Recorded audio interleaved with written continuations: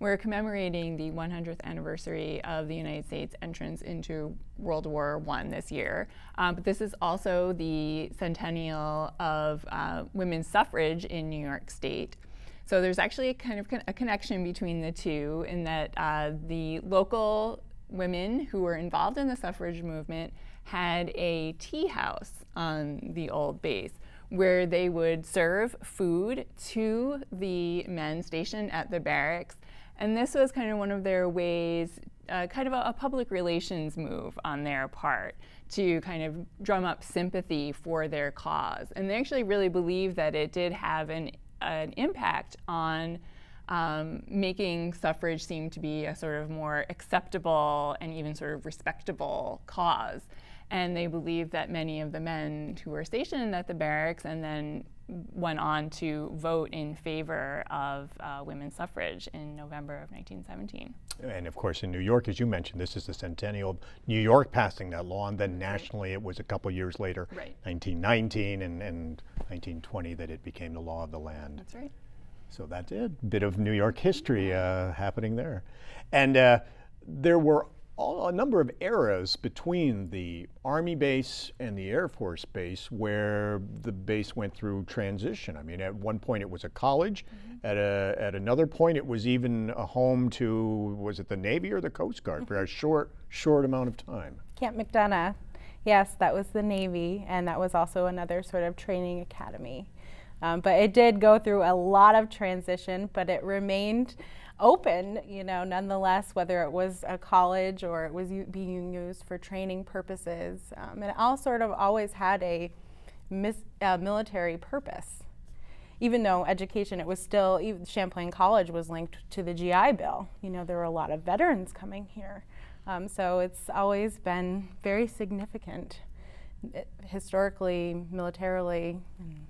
And do you delve a little into the history of how it was chosen to be a strategic air command base in the 40s and 50s, at sort of its last life, if you will, as a military base? We did. That's sort of the very last chapter of the book. And that chapter itself could be written into a whole book. So we really sort of talk a bit about the Air Force coming here and also transitioning out after the base closed. So I think that book has yet to be written for the Air Force. But we really wanted to hit on as many periods as we could and sort of give a general overview of the history here so people understand and know how important it is. So the idea of the weekend is really that folks can try to get to a whole number of museums and to try to encourage them to visit more than just one.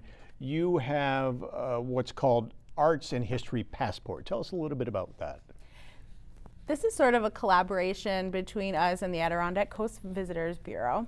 And the opening of Museum Weekends is the sort of launch of our passport program, where visitors can get a stamp at each of the participating locations during museum days, and they can collect these stamps throughout the rest of the year through December. And if they get so many, they can be entered into a drawing to win different sets of prizes based on the amount of museums they visit. So an incentive for them to get to more than just a few of the museums. And it has a lot of information on the museums in this little passport, their location, their open hours, some of the things to expect. Yeah, it's a really nice kind of handy reference in a compact form. There's also a map inside which will direct visitors to the various museums, and as Melissa said, it has all the information you need before you go. A new addition to the passport this year is that there's also a fun trivia question which you can answer after having visited the site. And then, collect your stamps to win some prizes.